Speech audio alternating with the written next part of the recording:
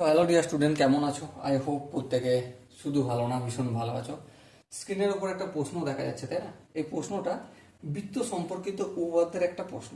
এটা আমরা মন দিয়ে ভালো করে পড়বো, বুঝবো, তারপর অঙ্কটা করার চেষ্টা করবো। ওকে, কি বলেছে দেখো। বলেছে যে 20 সেন্টিমিটার ও 17 সেন্টিমিটার ব্যাসার্ধ বিশিষ্ট দুটি বৃত্ত পরস্পরকে এ ও বি বিন্দুতে ছেদ করেছে। বৃত্ত দুটি কেন্দ্রে যথাক্রমে ও এবং ও ড্যাশ। এবি বাহুর দৈর্ঘ্য মানে এবি ইকুয়াল টু 24 সেন্টিমিটার হলে ও ড্যাশের কত? দেখো, দুটো বৃত্ত, এই একটা বৃত্ত, এটা বৃত্ত কেন্দ্রের নাম দিচ্ছি ও, আর এই একটা বৃত্ত, এটার নাম দিচ্ছি ও ড্যাশ। দুটো বৃত্ত পরস্পর যে জায়গায় ছেদ করেছে সেটার নাম কি? এ, আর এটার নাম বি। বেশ, এবারে এ বি কে আমি যুক্ত করলাম। এ বি এর দৈর্ঘ্য কত? বলো বলো বলো। কোশ্চেনে বলে দিয়েছে এ বি এর দৈর্ঘ্য 24 সেন্টিমিটার, লিখলাম। এবার দেখো ও আর ও ড্যাশ এই দুটোকে যোগ করলাম পরস্পরকে, তাহলে যোগ করার ফলে এখানটার বিন্দু একটা পেলাম, এটা পি। বেশ, এবারে ধ্যান দিয়ে লক্ষ্য করবে, এই এখান থেকে এখান পর্যন্ত আর এখান থেকে এখান পর্যন্ত এই দুটো ডিস্টেন্স আমি যোগ করলেই পেয়ে যাব। হ্যাঁ ঠিক, যোগ করলেই পেয়ে যাব। এবার দেখো বৃত্তের ব্যাসার্ধ কতটা। ব্যাসার্ধ দেখো, এটা ও কেন্দ্রীয় বৃত্ত, এই বৃত্তের ব্যাসার্ধটা এই অঙ্কন করলাম। হ্যাঁ, প্রথমটা কতটা? 20 সেন্টিমিটার হচ্ছে প্রথমেরটা, তাই না? এইটা হচ্ছে 20 সেন্টিমিটার। তারপরে এটা দেখছি ও ড্যাশ থেকে এ পর্যন্ত অঙ্কন করলাম, এটা হচ্ছে 17 সেন্টিমিটার ধরলাম। এবারে নির্ণয় করতে হবে যে ও থেকে পি আর পি থেকে ও ড্যাশ। আমাকে নির্ণয় কি করতে হবে? ও ড্যাশের ডিস্টেন্স কতটা।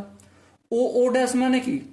ও পি প্লাস ও ড্যাশ পি, এই দুটো যোগ করলেই পেয়ে যাব। হ্যাঁ ঠিক। এবার ধ্যান দিয়ে যদি লক্ষ্য করি, এখানটা 90 ডিগ্রি হয়েছে। হ্যাঁ, পরস্পরকে সমদ্বিখণ্ডিত, এই বাহুটাকে এই যে এ বিকে সমদ্বিখণ্ডিত করেছে ও ড্যাশ। হ্যাঁ, তার মানে এই দিকটা কতটা হবে? পুরোটা 24 হলে এখানটা হবে 12, এখানটা হবে 12। হ্যাঁ ঠিক। এবার দেখো এখানটা যে ও পি এ ত্রিভুজ, ও পি এ, এই একটা ত্রিভুজ পেলাম।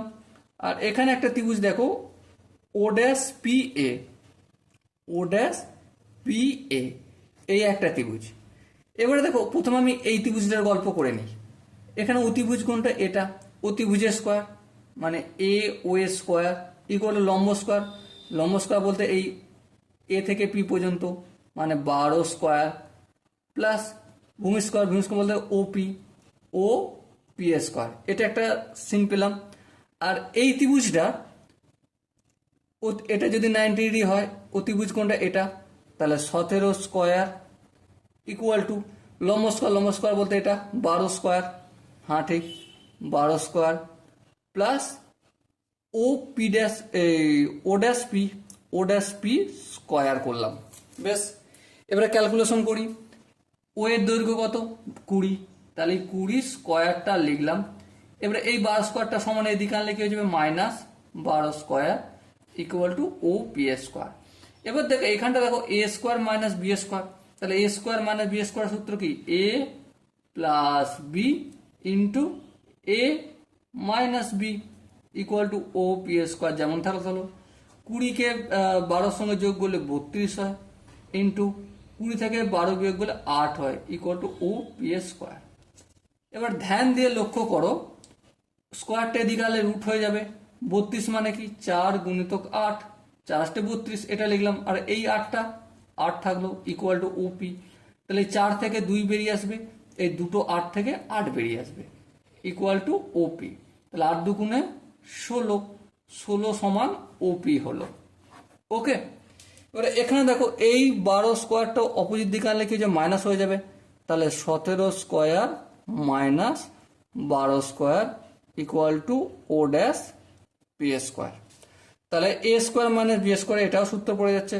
তাহলে 17 plus 12 into 17 minus 12 equal to O dash P square. 17কে যদি 12 দিয়ে গুণ করি কত হবে 29 ইন্টু 17 থেকে 12 বিয়োগ করলে 5 equal to O dash P. এবার স্কোয়ারটা এদিকে পাঠালে কি হয়ে যাবে আন্ডার রুট।